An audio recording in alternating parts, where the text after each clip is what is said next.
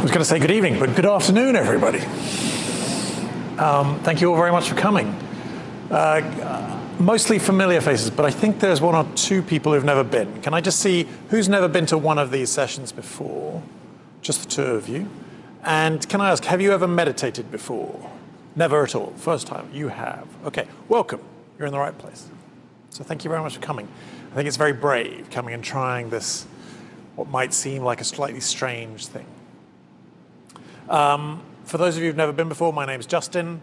I've been practicing meditation for about 30 years and teaching on and off for about 19. Doesn't make me an expert.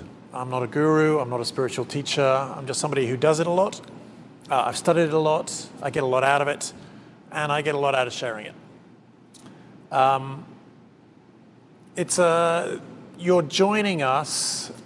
This is the fourth week of a series of 5 where we're focusing on one subset of meditation is this very, very large topic.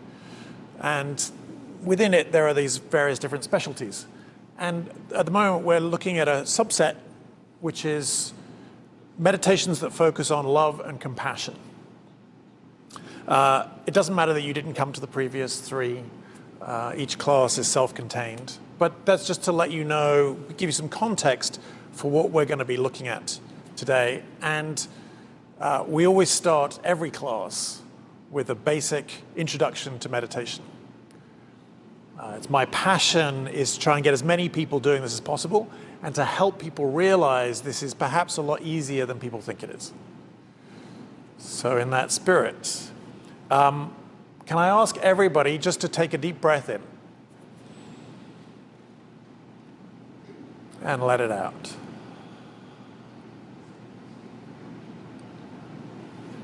And there you go. So, if you can do that, you can meditate. It is as more or less as simple as that. That is not quite a meditation. All we have to do to turn that into a meditation is simply to pay attention to the breath, to the breathing as it comes in and the breathing as it goes out. And it's the paying attention that turns breathing into a meditation. So, once again, can I invite you all to take another deep breath, but this time to really pay attention to the air as it comes in. Notice the sensation of the air, and then pay attention to the sensation of the air as it goes out. So once again, deep breath in, and then let it out, paying attention as the air goes out.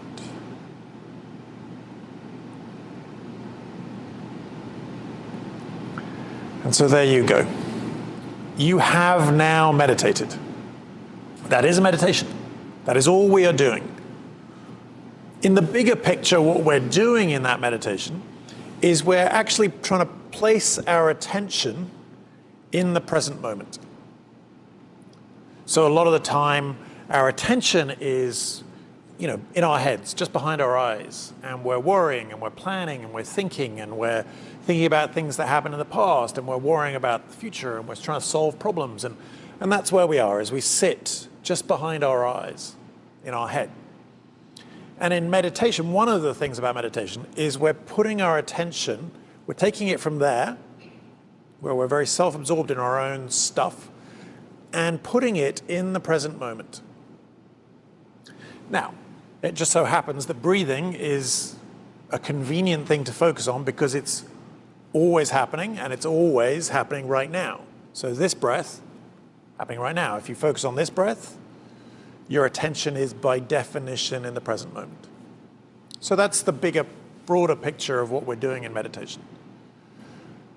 Now, of course, there is a catch. There is a difficulty. And the difficulty is not so much with the meditation. The meditation is as simple as breathe, pay attention to the breathing. The difficulty is that we have a mind. And we all have a mind. And our mind gets bored easily. It finds it difficult to hold its attention in the present moment. It wants to go and do other things. It wants to worry about what happened yesterday. It wants to think about what you're going to do tomorrow. It wants to solve a problem that you've got. It wants to think about emails and work colleagues and relationships and family, and it wants to do all those things. And we're trying to say, stay in the present moment, and it wants to wander. Now, your mind, I promise you, is no different than everybody else's. The only reason you might think that your mind is particularly distracted is just because you can't see everybody else's. But everybody else is experiencing the same thing. We sit, we breathe, we try to put our attention on that breath. And then before you know it, a thought will crop up. And usually what will happen is you'll follow the thought and you'll just start thinking. And that's fine. That's normal. It's inevitable. You're a human being. You have a mind. You are going to get distracted. But in meditation, what we do is that at some point, somebody will cough, there'll be a noise, I'll say something, or you'll just notice on your own. You're like, oh, I've got distracted. I'm no longer paying attention to my breathing. I'm off on some kind of thought. And you'll notice that you got distracted. And if you've never done this before, you might be surprised that that happened. But I promise you, it's just inevitable. It will happen. It happens to everybody.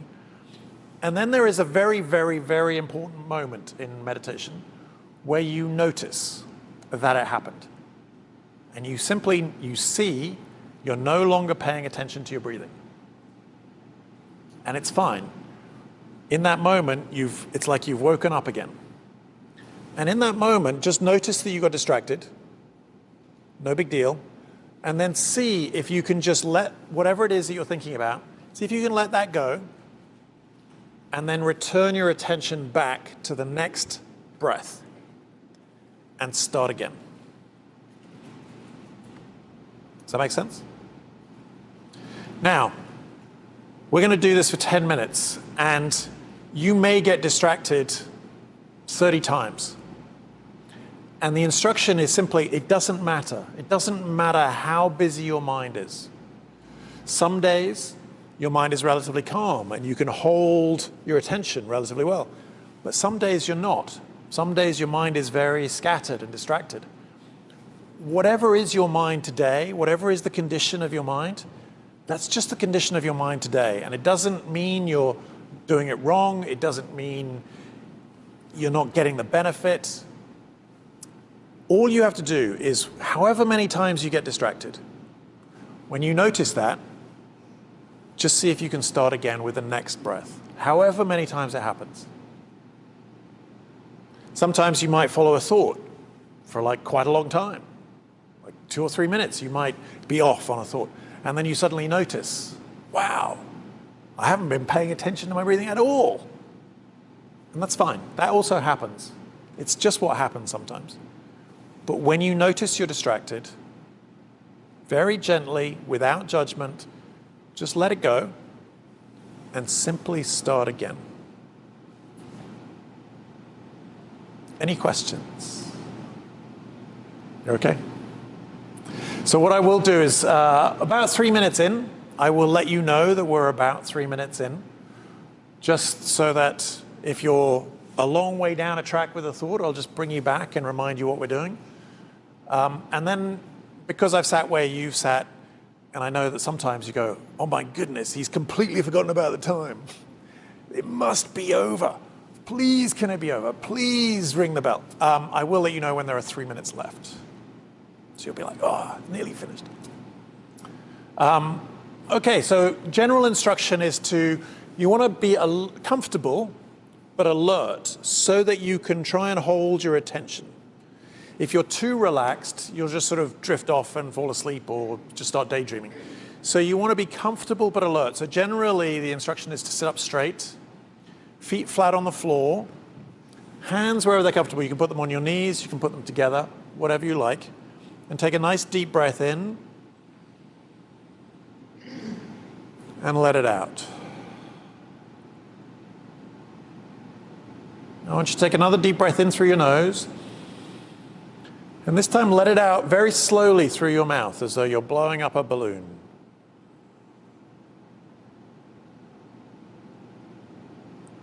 Same again. Deep breath in through the nose. And as you let it out, very slowly through the mouth, see if you can just relax any physical tension you're holding in your body. Notice if you're holding tension in your shoulders, in your hips, in your back, in your face. Just allow yourself to settle into each breath, releasing any physical tension.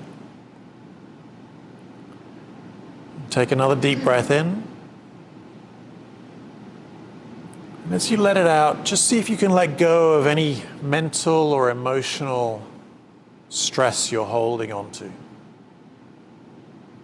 Just for these 90 minutes, see if we can just let everything go and just allow ourselves like a 90-minute vacation from our lives.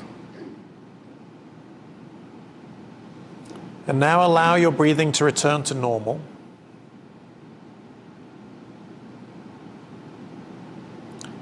And just see if you can pay attention to the breath. You notice the air as it comes in. Notice the sensation, maybe in your nose or into your throat.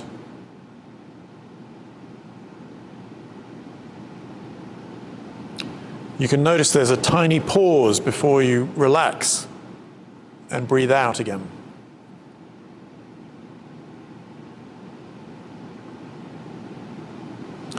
You might notice that the pause after you breathe out is usually slightly longer, but that your body automatically knows when to start breathing in again. You don't have to think about it. There's just a little impulse and the body starts to breathe in again.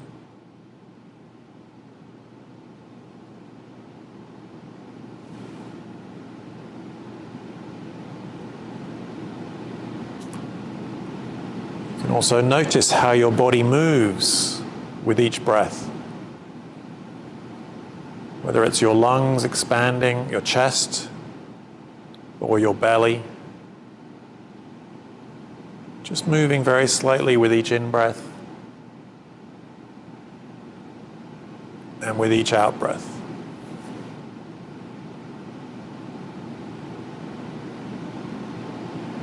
Just putting our attention on any aspect of that breath.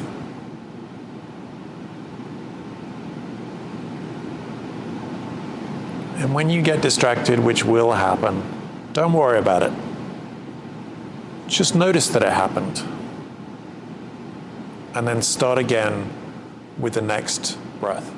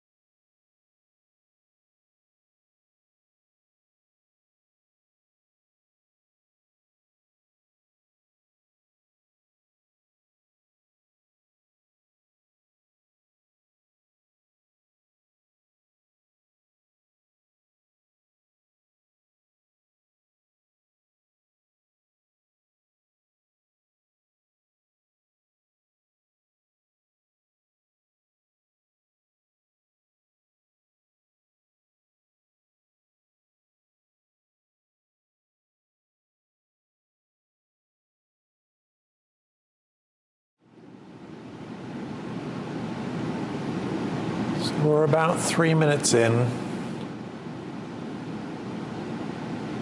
Just encourage you to keep going. No matter how many times you find yourself distracted, or how busy your mind seems to be. Just see when you notice you've got distracted, see if you can commit once again to starting again. Trying to get interested in your next breath. Maybe with curiosity about the sensation of air, or noticing your body moving.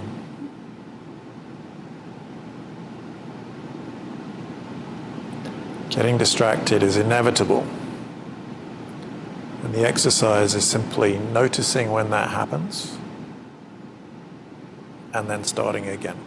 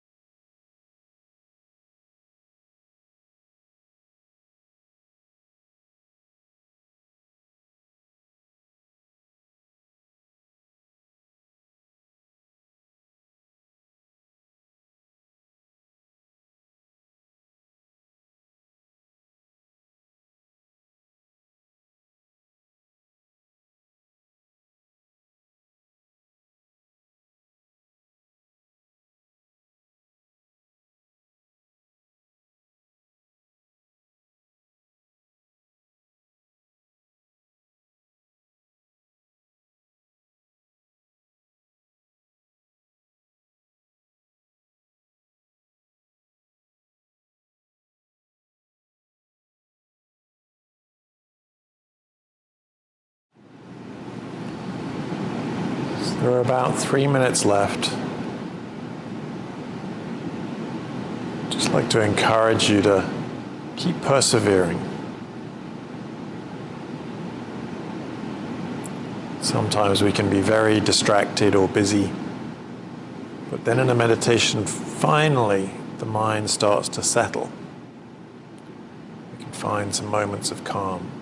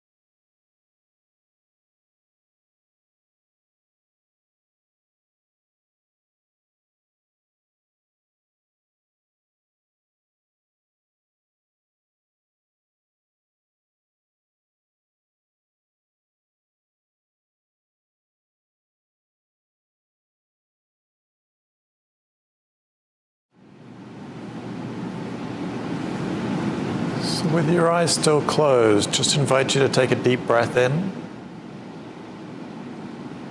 and let it out.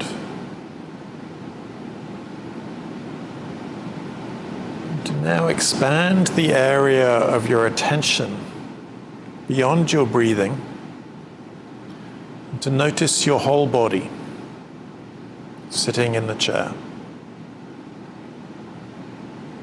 Become aware of your feet on the floor. Become aware of where you're touching the seat, where your body, where in your legs you can suddenly feel the seat. You can feel the weight of your body. Where you can feel the back of the seat.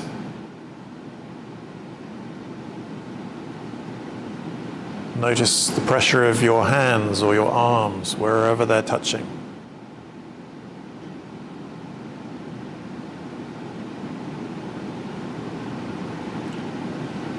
And then see if you can just notice, without judging it or trying to change it, just notice how you feel right now. And you might be feeling calm. There might be some frustration or anxiety.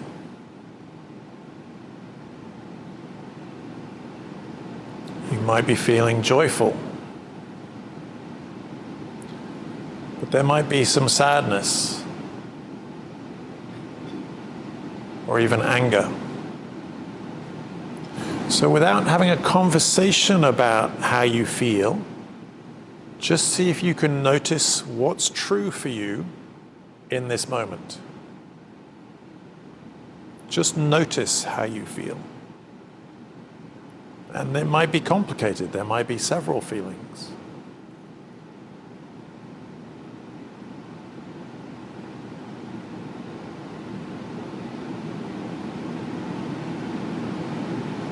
And take another deep breath in and let it out. And when you're ready and in your own time, open your eyes and connect back into the room.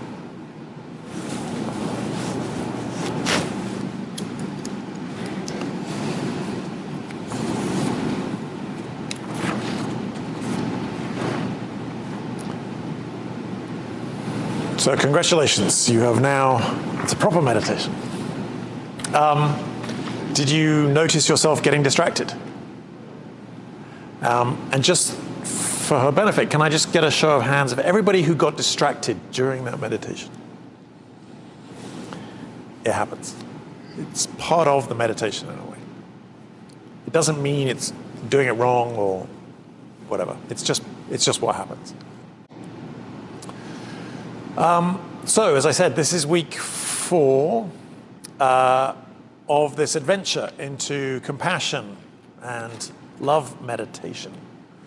So 4 weeks ago, I started this series, and it's a very somewhat self-indulgent exercise whereby I wanted to go on this little adventure and see what would happen if I just focused on love and compassion meditations for 6 weeks.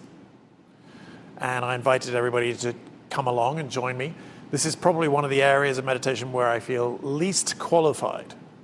So each week, I'm sort of, mostly we're doing very similar meditations, but I'm trying to look at slightly different aspects of these love and compassion meditations. And it's largely what's occurred to me or what inspires me or what I'm challenged by. And I hope it's of interest. But the most important thing is the meditations that we do. And we'll do 2 more meditations. Before I get into that, I just wanted to read a quote. Some of you have heard this story before. Some people say it's a Cherokee story.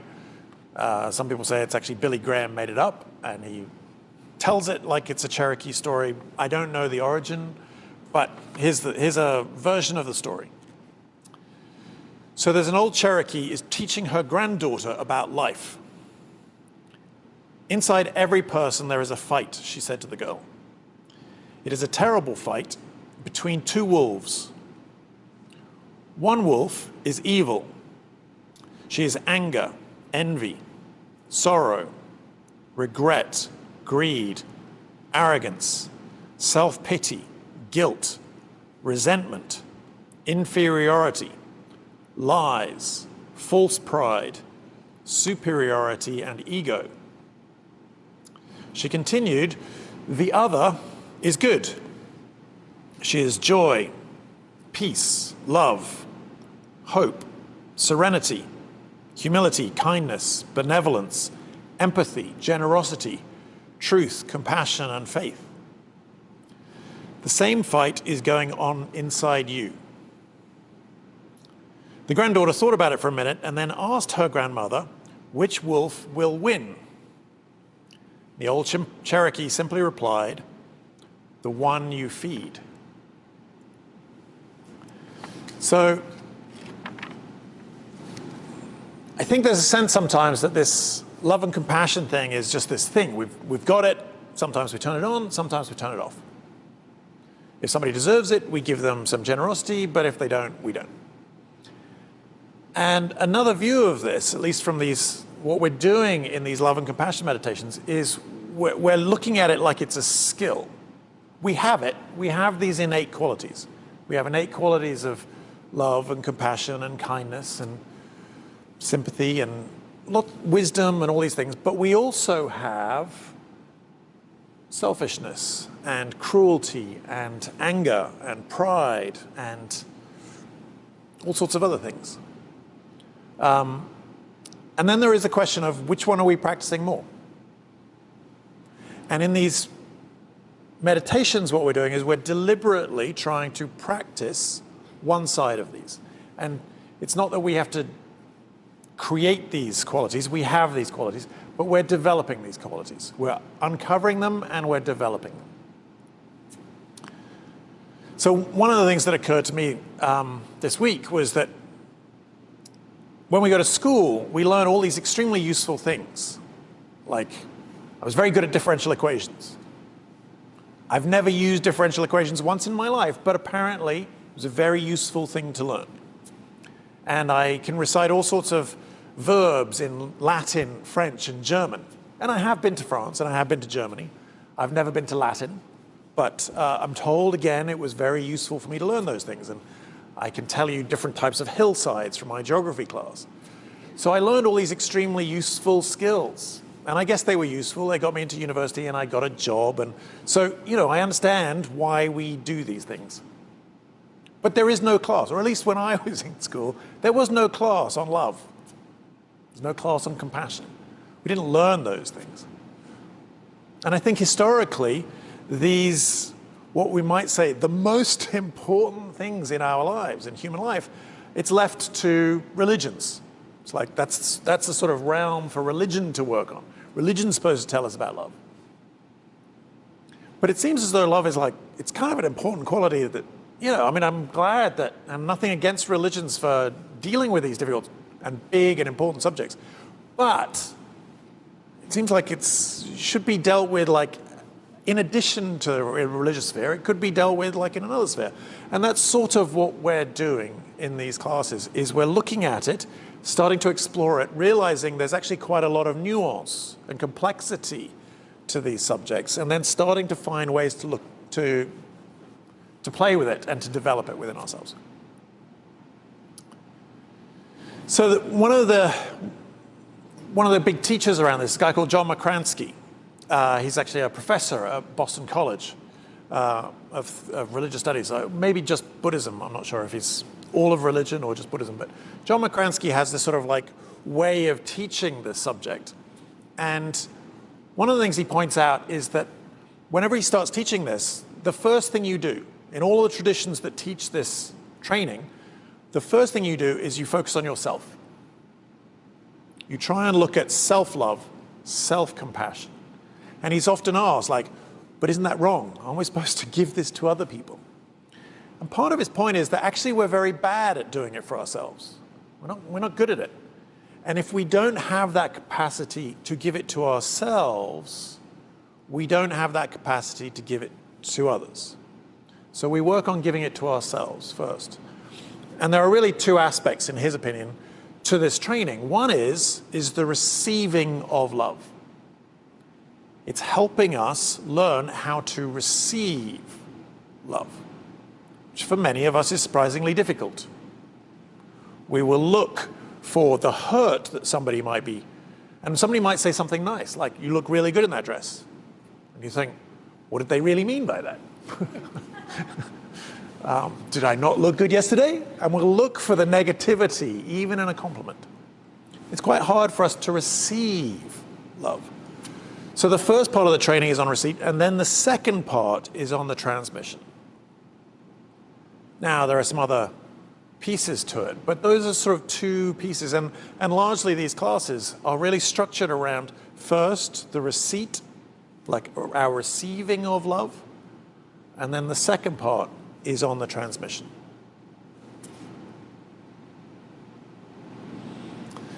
So anyway, so this meditation, what we're going to be doing, focusing on really, is the receipt of love. And it's a guided meditation. I'll take you through it. It's called the Circle of Benefactors. And what we do is we picture various people from our lives who we know, however imperfectly they gave it, we know that they loved us, or they do love us now. And we picture them, and we allow ourselves, in our minds, to feel the love that they intend for us. So, again, I invite you to take a nice deep breath in and let it out. Take another deep breath in through your nose. And now let it out very slowly through your mouth, as though you're blowing up a balloon.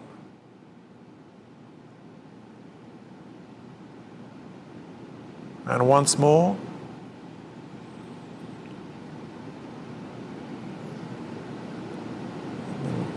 Let it out very slowly through your mouth.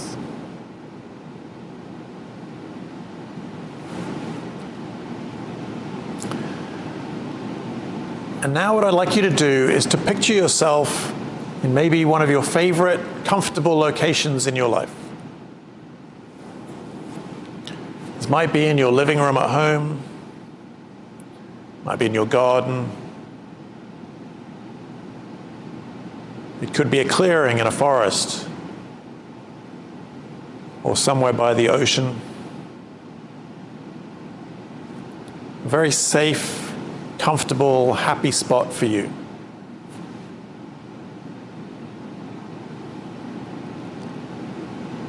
And now I'd like you to invite the person you feel most comfortable with in the world, which is usually going to be somebody that truly cares for you.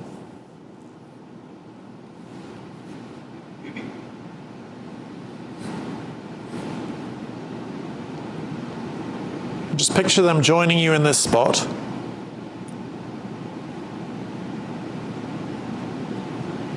And allow yourself to acknowledge and to notice and to feel this person's care for you, their kindness towards you, their love.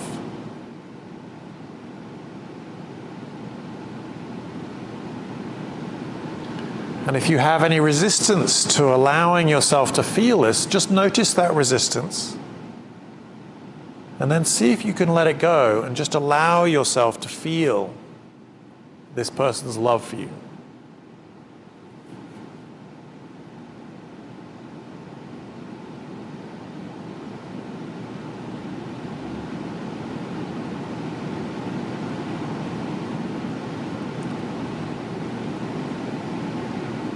Now I'd like you to invite a couple of other close friends to join you. You can see them seeing each other and smiling.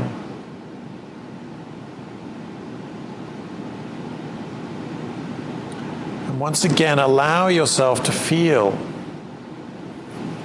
the kindness they have towards you, the generosity they feel.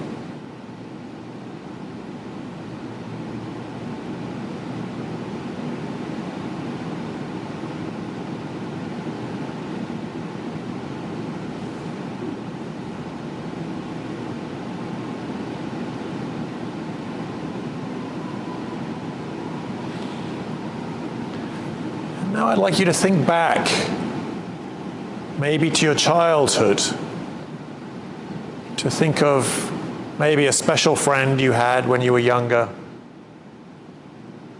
who maybe you've lost touch with. But invite them to join this group. Recognizing that innocent level of friendship, desire for sharing, and love that they had.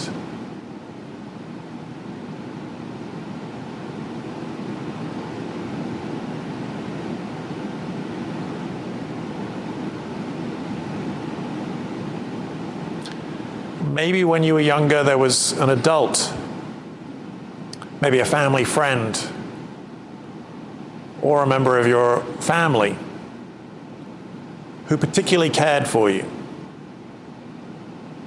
supported you, noticed you, believed in you. Just invite them to join this group.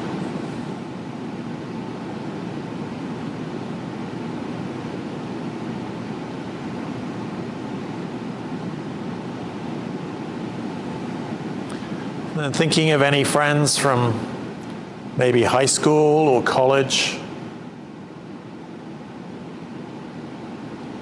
special friends that you know, however complex your relationship, deep down, they cared for you. However imperfectly, they loved you.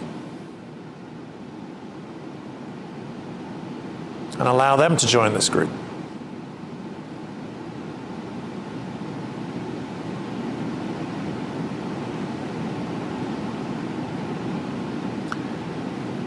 People in this group all have something in common. They all care about you. And allow yourself to feel that.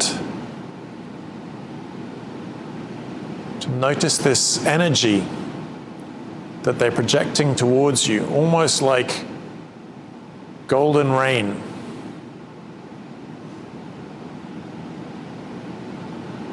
And allow yourself to be covered in it. Allow it to infuse your every cell of your body.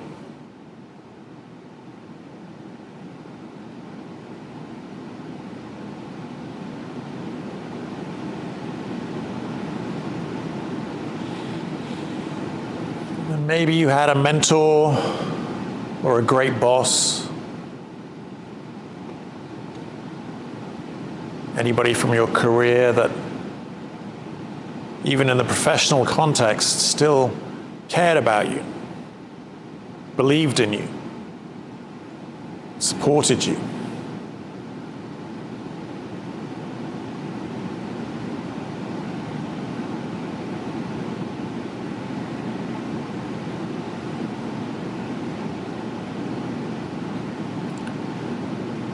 I invite you to encourage you to invite anybody from history, which might be a spiritual teacher, somebody who's influenced you. It might be a writer.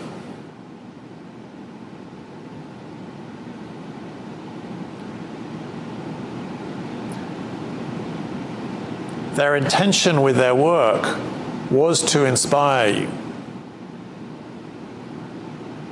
So they're extremely grateful. And just invite them to join this group as well. Allowing yourself to feel this love, to receive this love. You can look around your group, see their eyes.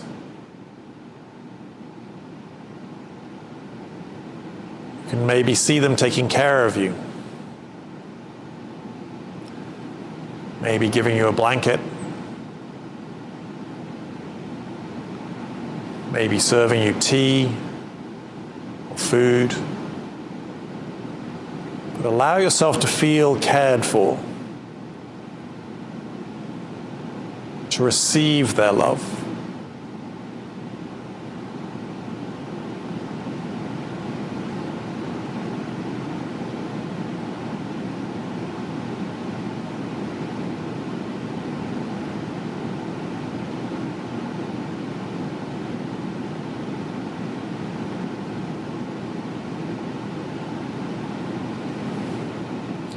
And then you can look around your group,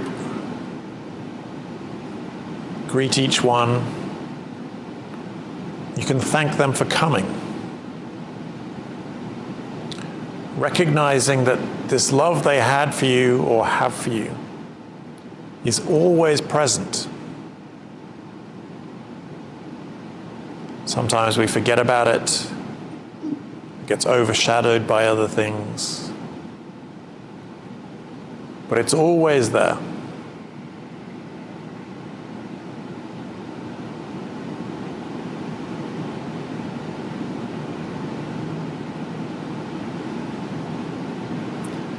And we're working on our capacity to receive and allow in other people's love for us.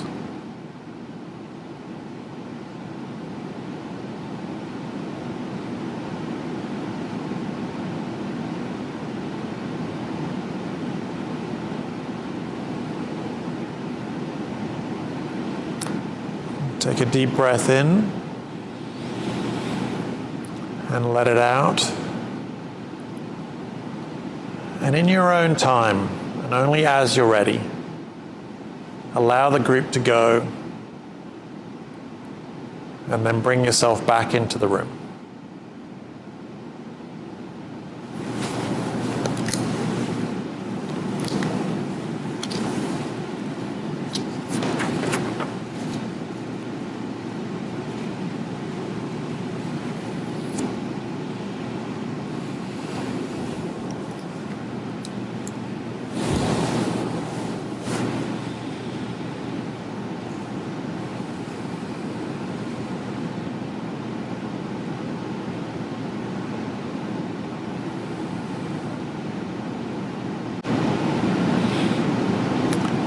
So I'll share one of the nuances that I sort of found interesting as I've been researching the subject more. And that is that sort of I think in the 80s and 90s, there was this big move towards self-esteem. There was this big sort of project around psychologists and self-help people and whatever, that we need to improve people's self-esteem. Like we feel unworthy and we should improve self-esteem. And it seemed worthwhile enough, and self-esteem in and of itself is not a bad thing. But what they've noticed is that there was an unfortunate side effect of this, which was that the way in which a lot of our society tries to go about self-esteem and project self-esteem is to compare ourselves to others. So in order to get self-esteem, we have to be better than somebody else. One of these fun statistics is that 85% of drivers think they're above average. And there's this sense in our society, like it is not acceptable to be average. Average? Average? That's like an insult. And this is the danger with self-esteem, is if our self-esteem is in relationship to somebody else, then one of two things happens. We either have to be genuinely above average, which is not really possible in everything, or at least it's not possible for more than half the people by definition. Or we have to put them down. And so there is this sense in which so long as we can put them down, then we're okay. If they're not as good as us, then we're okay. Anyway, I was sort of finding this interesting. I was like, oh, yeah, it makes sense. Seems obvious. And yet I noticed that a lot of the time I compare myself to other people. How am I matching up? Am I better? Am I worse? And if I'm worse, like, is there a way in which I can like be better than them anyway? Maybe I can beat them in an argument. Maybe I can make them miserable. That'll work. So anyway, self-esteem versus self-love. Self-love simply says, you are enough. However flawed you are, however imperfect, however lazy, however whatever, you are enough. You are perfect as you are. You are enough. It's not about average or above average or below average. You are enough. You are worthy of love. So there's self-love versus self-esteem. It's interesting, to me at least. And one of the things that quite closely related to this, which is we've sort of looked over the last few weeks about love. Love is this desire for somebody else's happiness. Compassion is this desire to see somebody else freed from suffering. Sometimes we can do something about it, sometimes we can't, but it is the desire to free somebody from suffering or to ease somebody's suffering. It's different from empathy. Empathy is the ability to feel somebody else's suffering, which is an important attribute. But feeling somebody suffering hurts. Compassion is actually this beautiful thing where we feel their suffering and we want to do something about it. So, love and compassion. Then a third piece of this puzzle is this thing which some people call sympathetic joy. And for me, this is enormously challenging. This is the ability to feel happiness at somebody else's success. Like, are you kidding me? When France won the World Cup, so I don't know if I'm like a soccer person. So France recently had the World Cup, and I've got some French friends. And I was like, they won. Okay, congratulations. Did I mean it? No. I'm like, but England didn't win. England hasn't won since 1966. We may never feel that kind of happiness. They're feeling all happy. I'm not feeling happy. I'm jealous because they have happiness. I do not. We lost again. We keep losing. We will always lose. Usually to Germany, but this time it wasn't even Germany. But anyway, so there's this idea that you should be able to be happy for other people. Now, this is a challenge. This is not easy. We are upping the level of complexity and difficulty. Now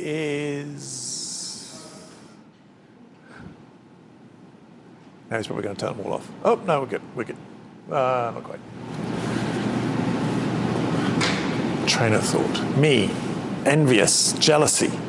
French winning the World Cup. Yes. So it's this level of complexity and difficulty. Like, can we be happy for somebody else's happiness? Now, for me, very difficult. I noticed recently, Jake will appreciate this. A friend of mine, I was like trying to get a golf game with this friend of mine, and then she explained to me that she'd had the best round of her entire life. She'd shot 73 or something, which is a very, very good score, and far too good for her, in my opinion. And I noticed, that's interesting. I'm genuinely happy for her. And I really was. I was like, that is fantastic. I was like, maybe this love and compassion thing's working. Because normally I wouldn't be happy for her that she'd shot this incredible score, because I haven't shot that good a score, but I was genuinely happy for her. Maybe it's working. Maybe I'm becoming a nicer person. And then I noticed what's really going on. Golf is a fickle game. You can go out and have a great day. It happens to everybody. Everybody will have a great shot, a great hole, a great round occasionally, and it does feel fantastic. So I know she's feeling fantastic, and I've had that feeling. I'm like, oh yeah, I've had that feeling. It's wonderful. I also know the next time she goes out, she's going to be miserable because she won't be able to do it again, and it'll probably go horribly wrong. So I could feel good knowing, yeah, I'm glad you're happy now. Let's talk next week.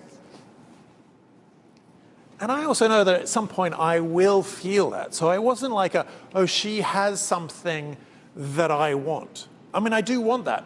But I also recognize, yeah, don't worry about it. She's going to suffer. So it's fine. It's okay that she's happy. Anyway, so this sympathetic joy. Now, the other side of sympathetic joy, of course, is what we call Schadenfreude. Being English, I think it's incredibly appropriate that the Germans have this word for when we take pleasure in somebody else's misery. Schadenfreude. So somebody slips on the ice and we burst out laughing. We think it's very funny. They've hurt themselves. Ha, ha, ha. This is a weird human emotion, but it is common to all of us. We have this ability to take pleasure in somebody else's misery. When the Germans lost in the World Cup, I was genuinely happy. Like, this is pretty sick, but it's also human. It's like, so what we're looking at here is we're looking at this. We're exploring these things, these aspects of our personality, our aspects of what we derive pleasure in. And we might say, well, it's innate. Some of us are a bit more twisted than others. Some people are like me and we take pleasure in other people's misery. Some people are more saintly and they can actually take pleasure in other people's happiness. And that's just the way it is. Or maybe not. Or maybe these are skills we can start to develop. We can notice when we feel envy, or jealousy, or even hatred, or cruelty. We can notice when that's happening and not be judgmental about it. Just notice that's in all of us. That's in everybody. We all have it. But through meditation, we can start to notice when we feel those things. It's part of the awareness. Noticing, how do I feel? I feel jealousy raging through my body. We notice it. That's what happened. But then you can then choose to do something about it. And we can choose to develop this skill of being happy when somebody else is happy. Now, how cool would that be? And this literally just occurred to me this morning. I was like, if you could actually be happy when other people were happy, that would like quadruple or quintuple, or, you'd be happy like so much more often, because the truth is there's a lot of happiness around. Some people are happy sometimes. Most of us, not necessarily happy all the time. In fact, probably not that often is there something for us genuinely to be happy about. But somebody we know is probably happy. And if we could be happy for them, wow, we would be happy a lot more. This is incredible. I was like, oh my goodness. And then I was like, yeah, but this is not realistic. I can't actually be happy for these people because I want that for myself. I want to feel that happiness. It's all about me. I'm jealous. They have it, I don't. I want it. I see that. This is my challenge. But I also see that if I were just happy for their happiness, job done, mission accomplished, happiness achieved. Is it easy? No. Is it something we work on in meditation? Yes. It's this characteristic of sympathetic joy. So in this next meditation, we've done a couple of variations on this next meditation whereby we wish for somebody else's happiness. We wish for somebody else's health. Another variation on that is that we wish for somebody to be free of mental suffering. This is the compassion version of the meditation. We would free for somebody to be free of mental suffering. We'd wish for somebody to be free from physical suffering. Then there is this piece that I'd never really noticed, that had always been taught to me as like the last piece. Some people say the last piece of this meditation is, may you live with ease. And I never really liked that. I never really understood what it meant. I know it's about this term called equanimity, and that they find that life is not more challenging than it needs to be or something like that. I knew that. But it was always kind of like this slightly awkward phrase to me, may you live with ease. But nevertheless, I use it sometimes. I'd always been taught to change it to, may your life be filled with joy. And it always sounded nice. I was like, oh yeah, that's nice. May your life be filled with joy. And then I was thinking of my friend Joy. But anyway, so there's this, may your life be filled with joy. Well, this is the sympathetic joy piece, is can we actually wish for others to be filled with joy and to experience joy through their joy?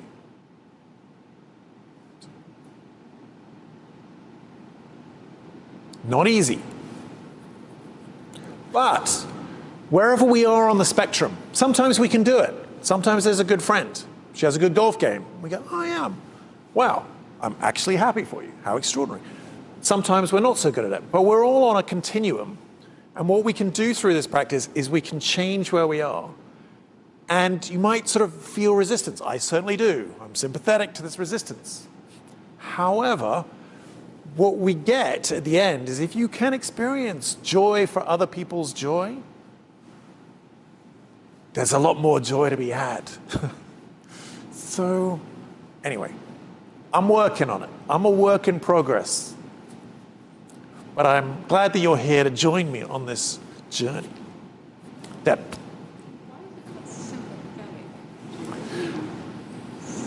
Good question. Okay, so why is it called sympathetic joy? I don't know the answer to that. I've always found it a weird phrase. It's just the term. But it is joy in sympathy with somebody else, I guess. But you understand the concept. You're happy for somebody else, genuinely happy for somebody else's success or for their happiness.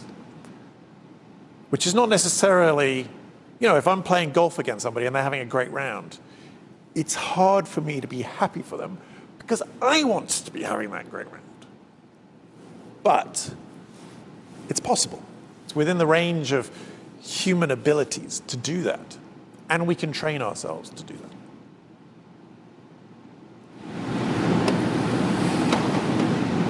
So again, this is another guided meditation. There are 5 parts to this, and I'll take you through it. And in each part, we're going to repeat these phrases. So the phrases will be, when it's directed towards somebody else, it will be, may you be free from danger. May you be free from mental suffering. May you be free from physical suffering. May your life be filled with joy. And you don't have to remember them all. We'll repeat it often enough that I'll take you through it. And then there's a stage where we give that to ourselves, which is a very important stage. May I be free from danger. May I be free from mental suffering. May I be free from physical suffering.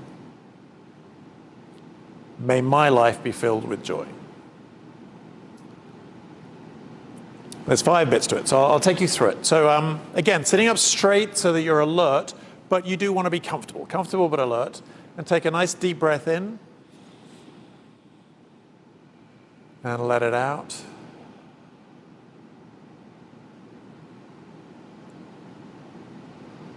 And take another deep breath in. And let it out very slowly through your mouth, like you're blowing up a balloon.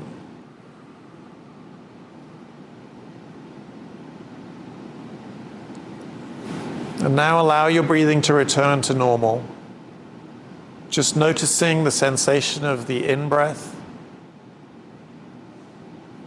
and the out-breath. And now I'd like you to bring to mind a person for whom you feel the most unconditional love, which might be a child, a spouse, a friend, a parent. It can even be a pet, like a favorite animal. What we're looking for is for something where it's very easy for you to generate feelings of love towards this person or thing. And just see them in front of you and allow yourself to open your heart as much as you can towards them. Recognizing that sometimes we're a little bit mean and ungenerous with our love. We hold back as if it's a limited commodity, as if we only have so much. But the truth is we have an unlimited amount. You can give all of your love away, and you still have it all left to give. So see if you can open yourself up fully towards this person, allowing your innate generosity, kindness, love, and compassion to arise within you and go out towards them.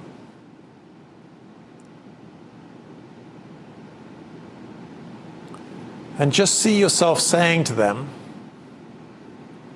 may you be free from danger. May you be free from mental suffering. May you be free from physical suffering. May your life be filled with joy.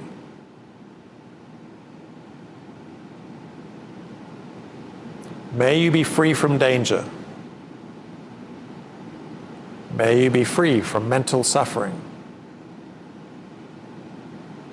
May you be free from physical suffering. May your life be filled with joy. And just say those over and over to yourself, really paying attention to each phrase as you say it to them. You don't have to get it exactly right, but may you be free from danger. May you be free from mental suffering. May you be free from physical suffering. May your life be filled with joy.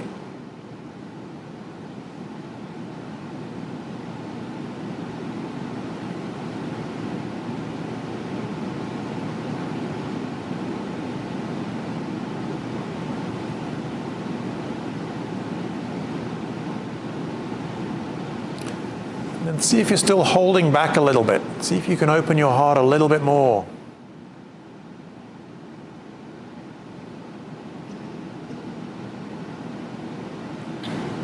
Allow this person to truly feel how you feel.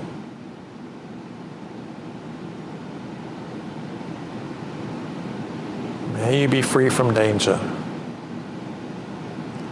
May you be free from mental suffering. May you be free from physical suffering.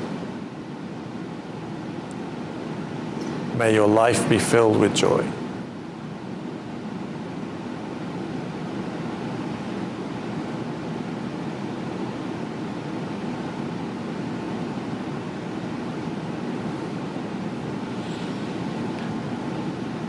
Okay, so for the second part of this exercise, you're going to see if you can send yourself that same level of kindness and love. And you may feel some resistance. Many of us are very aware of our failings, our faults, and we resist because we don't feel we're worthy. But for the purposes of this exercise, see if you can let that go.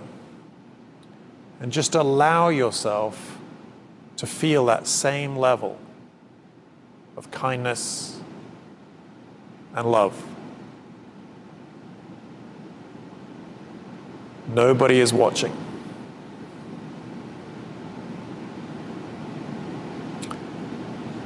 And just say to yourself, may I be free from danger. May I be free from mental suffering. May I be free from physical suffering. May my life be filled with joy.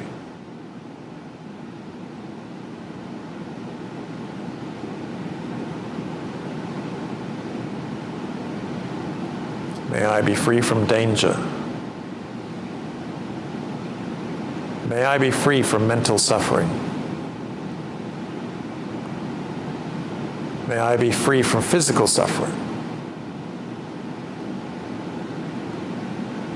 May my life be filled with joy.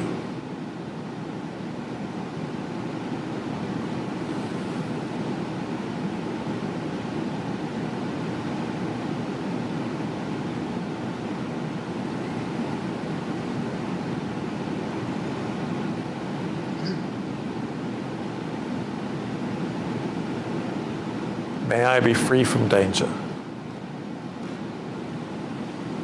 May I be free from mental suffering. May I be free from physical suffering.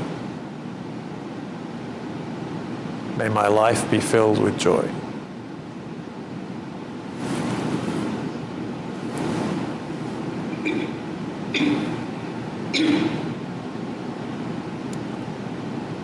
Okay. So for the third part of this exercise, I want you to picture somebody who's in your life, but you don't know them very well. You don't know them well enough to know whether you like them or you dislike them. So it might be a neighbor, a work colleague, somebody who serves you at the deli or in a restaurant, the post office, dry cleaners. Somebody who's in your life, but you don't know them.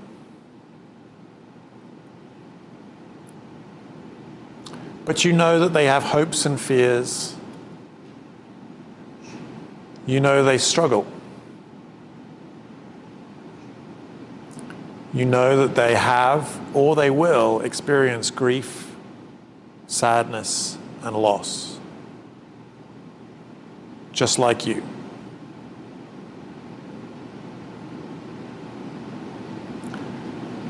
And so for the purpose of this exercise, we're practicing seeing if we can just generate that same degree of love and compassion towards this person. Sending them as much as you can.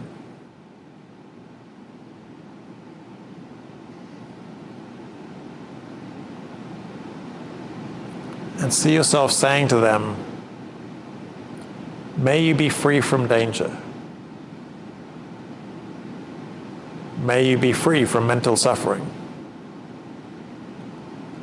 May you be free from physical suffering. May your life be filled with joy.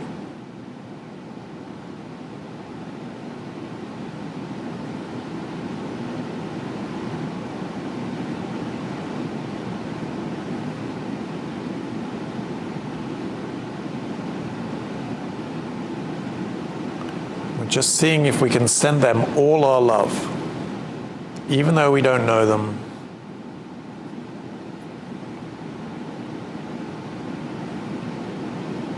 Practicing our capacity for generosity.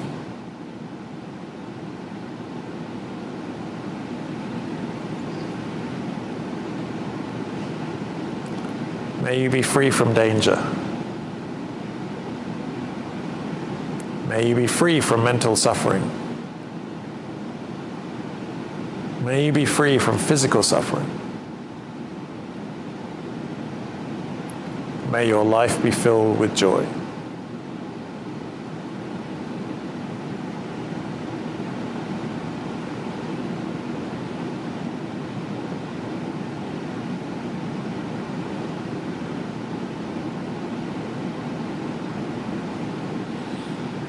Okay, let's take a deep breath in and let it out.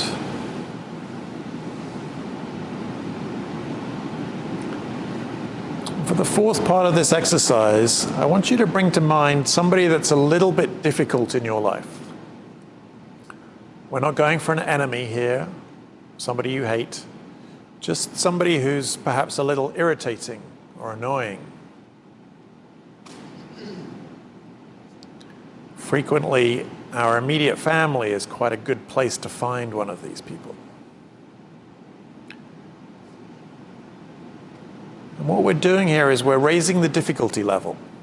There should be some resistance towards doing this. But we're going to see if we can send them all of our love and generosity anyway. Recognizing that they may be flawed. They may be wrong about certain things. They may behave inappropriately sometimes. They may sometimes be selfish. Just like us.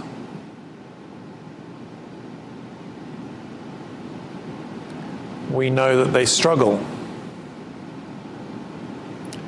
They have, or they will, experience sadness and loss. Just like us. And this is not to excuse their behavior or to agree with them or even to let them off the hook. But it is to see if we can just acknowledge their common humanity and practice overcoming our resistance and seeing if we can send them as much as we can. Maybe notice the resistance, notice the difficulty, and see if you can do it anyway.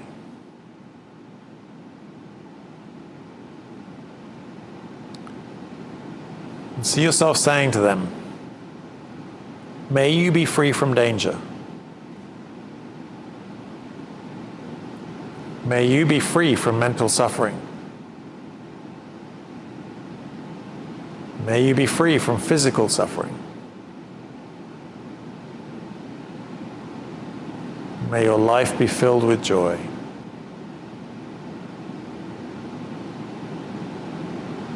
May you be free from danger. May you be free from mental suffering. May you be free from physical suffering. May your life be filled with joy.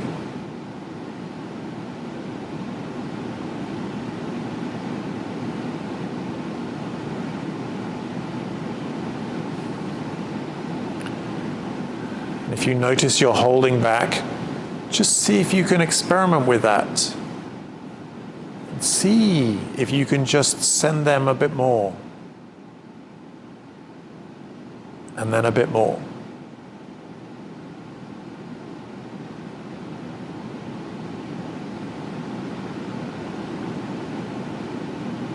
May you be free from danger. May you be free from mental suffering. May you be free from physical suffering. May your life be filled with joy.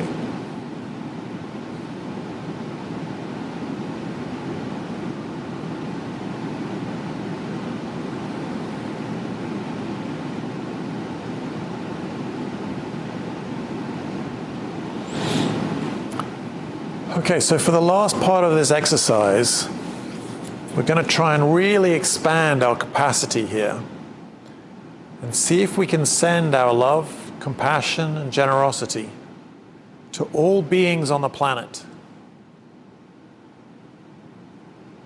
Billions of people, trillions of animals. Just noticing our capacity here is much bigger than we might think. It's probably best not to try and think too much about the logistics of this. All we're doing is wishing this for all beings. So I like to see myself out in space, maybe on the moon or on a space rocket, looking at the planet, recognizing all of the miracles of life on this planet. And trying to open my heart as wide as I possibly can.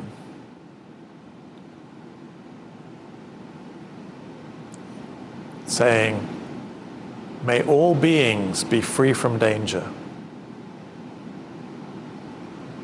May all beings be free from mental suffering. May all beings be free from physical suffering.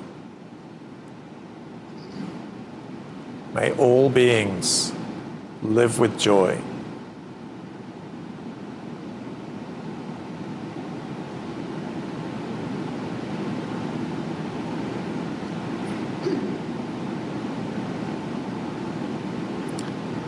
There may be resistance or reluctance.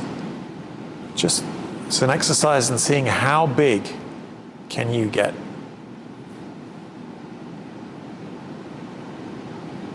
May all beings be free from danger. May all beings be free from mental suffering. May all beings be free from physical suffering. May all beings live with joy.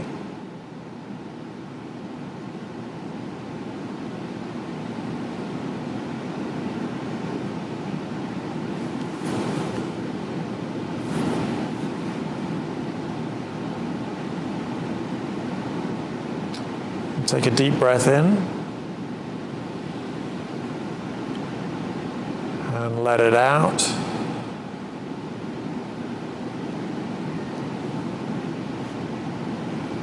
Now there's a very interesting time in a meditation between when the meditation formally comes to an end and when you slip back into your life.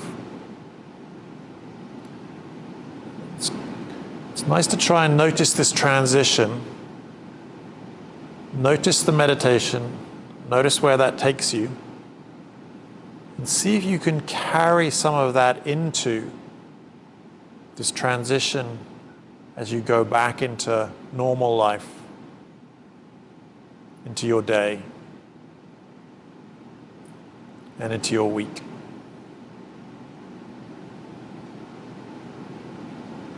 Take another deep breath in and let it out. And in your own time, when you're ready, open your eyes and connect back into the room.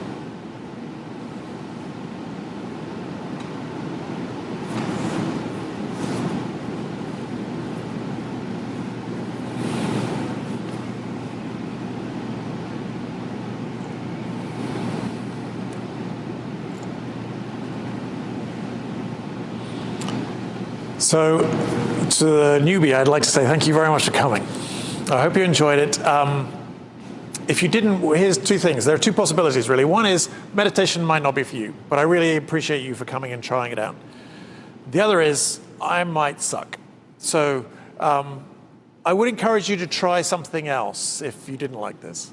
And if it isn't for you, that's fine too. It's just, and there's one less thing that you ought to be doing that you're not doing. So that's fine too. I will repeat this class, the session this evening at 7:30. And then the last one of this series is next Wednesday, where again, we'll do a 12:30 and a 7:30 next week.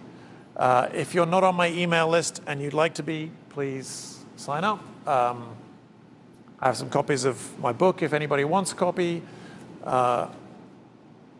May you be free from danger. May you be free from mental suffering. May you be free from physical suffering. May your week be filled with joy. Thank you very much, everybody.